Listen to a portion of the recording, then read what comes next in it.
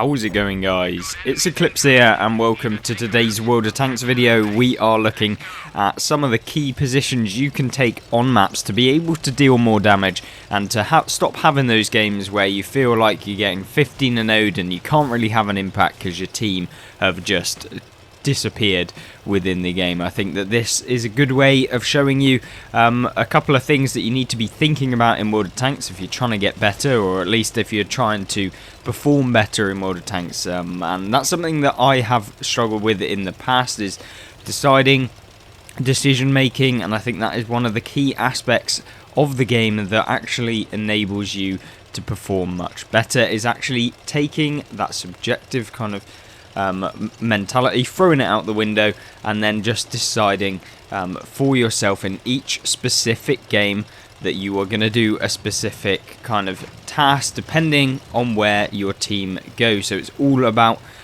deciding about where you're going and when you are playing the battle itself. Don't go on a map and just decide, you know what, it's Westfield, I'm going to go to the hill, regardless of how many of the enemy team are moving up there, regardless of how many of my team are going to move up there. And so, yeah, you then have to think, you know, you've got to be specific to each of the different maps. And I think not enough people are like that, not enough players realise that just going to the same position every single time is not a good idea. And yeah, that's kind of where I'm trying to show you guys exactly how you can avoid just doing that and what sort of things you need to be thinking about when you are trying to avoid that.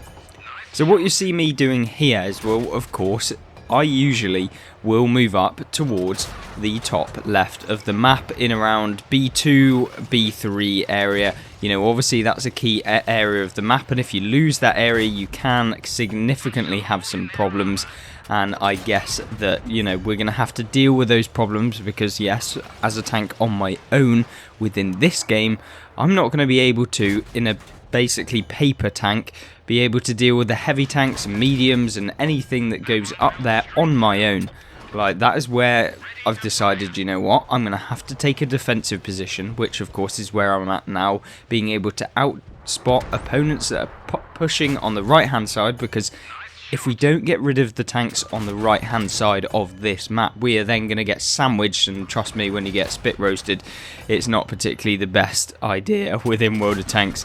Yeah, it's not a very fun kind of thing that happens in game, and then of course you're going to have a worse game. So what you want to be doing is maximising your game whilst also providing your team with the best area to win, because yes, I could have gone up to the top, I could have maybe got a couple of 100 damage, I could have outperformed some of the tanks that went up there, but you know, you can only weather the storm so much.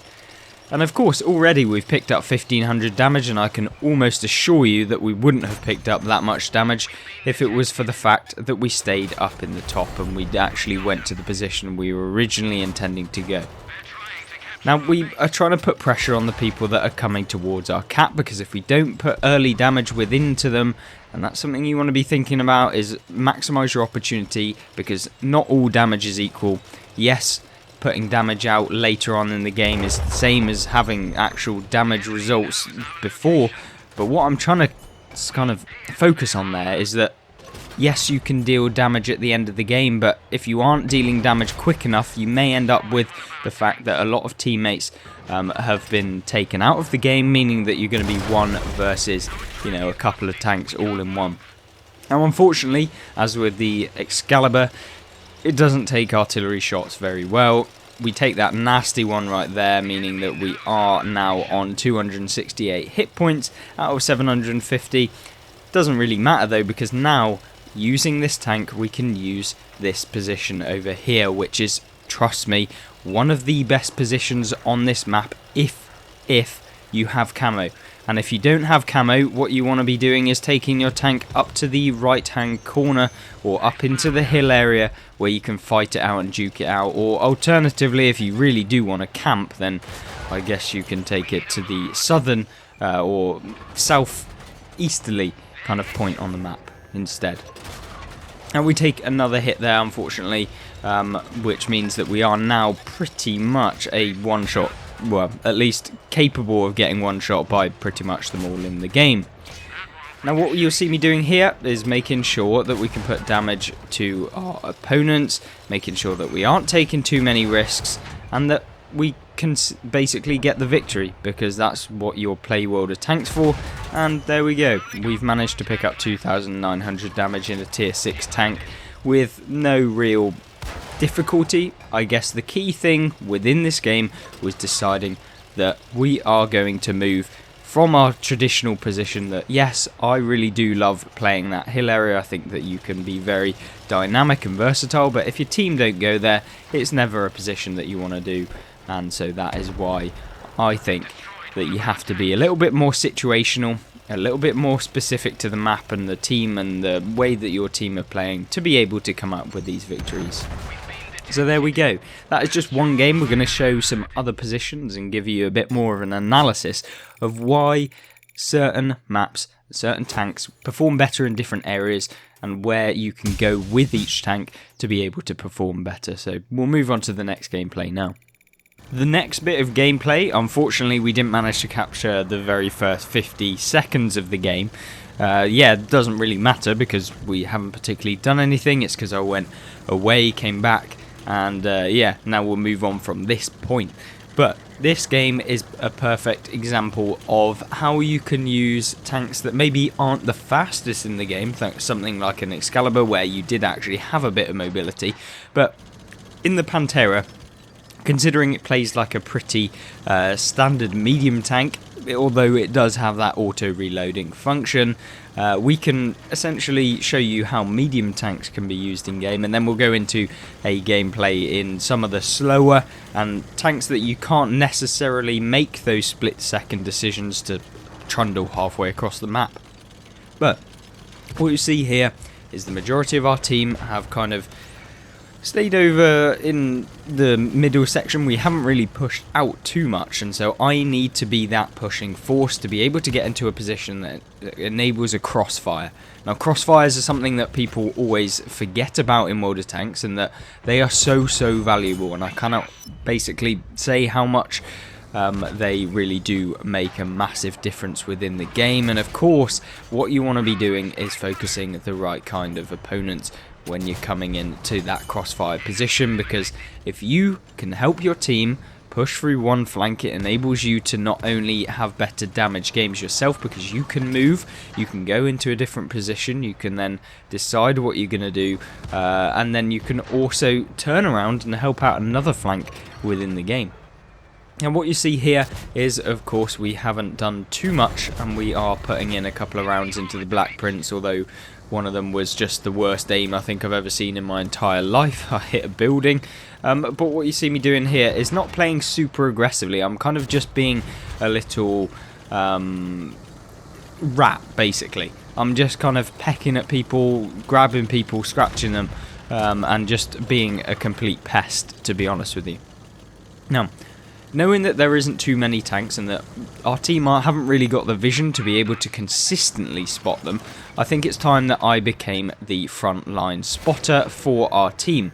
Now what you notice me doing here is I'm not completely I'm not firing off my clip early on, because I can actually wait and I can deal some damage more if I just wait those couple of extra seconds. So yes, maybe I would have been able to get off 2 clean shots into the Object 416, but then I wouldn't have had the third shot to be able to make that count, potentially to take him out of the game. So that's kind of something you have to think about as well.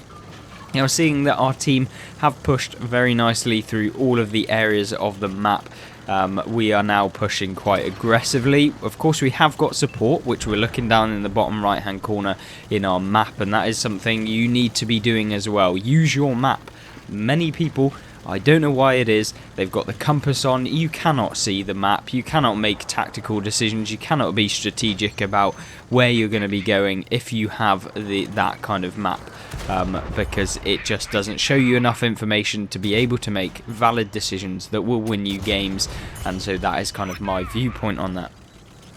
Now we've got the Dragon to our left, and of course we then had a tank that we could have shot in our back, but of course get the tank that is going to cost you or cause you the most damage if you do not deal with them quick enough, and so we're going for the Dragon rather than the 3 damage that we could have got on that heavy tank that I think it was a KV-85.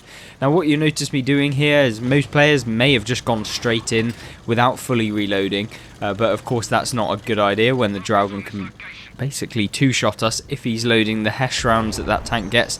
But now what we will do is just put consecutive rounds into the Dragon. We made a complete misplay there. And yeah, there we go. 3 consecutive rounds put into the Dragon, some extra damage, and now we go for the little bit of a ram to be able to deal a little more damage. And then of course now we're going to reload and put the final shot into the Dragon to basically pick up an extra decent amount of damage. Now we've picked up 3,150 damage that I can safely say if we went through the middle of the map or we played more passively and we weren't the aggressive force, we would never have got because I wouldn't have had the opportunity, and that's because our team are just basically winning this game whether I'm playing or not.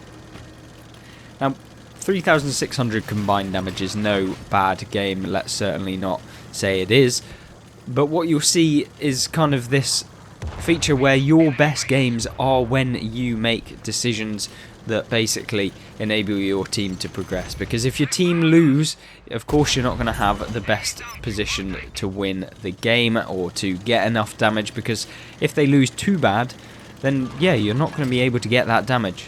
Now I'm not saying that if you are in a losing game you can't perform well, because trust me, a lot of my best damage games are when I actually lose in the end, because there is just that much hit points on the enemy team to farm.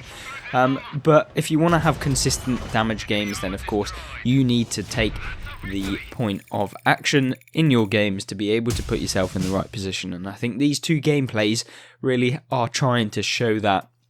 And I think maybe I will make a series on my channel where we go through gameplay analysis like this, kind of think about the things that you want to be thinking about in the game to best have those games where you feel like you really have impacted the team and you really are starting to get the hang of World of Tanks console. And I think that is something that a lot of players miss, is the kind of step back a bit, take into account what you're doing, take into account whether or not you should actually push, whether you should be more passive, and I think that that's something that everyone can learn about. And trust me, saying this from my point of view, I do it all of the time. Sometimes I'll go in a game, depending if I'm, really tired or I'm not really feeling tanks, then yeah, I'll push into a position that I even knew straight away that it was a bad idea, but I did it anyway, and that's the games that you want to try and avoid. And so trying to influence you and also trying to help myself by this analysis is obviously going to be a good thing. Other than that, I think that is today's video done. If you want to check out more analysis guides and gameplay, then I've got plenty on the channel, and hopefully it will help you get better at World of Tanks that you can check out on screen right now. Thank you very much for watching to this point, and thank you very much to the channel members for supporting the channel a little bit extra. Hope to see you in the next video. Goodbye.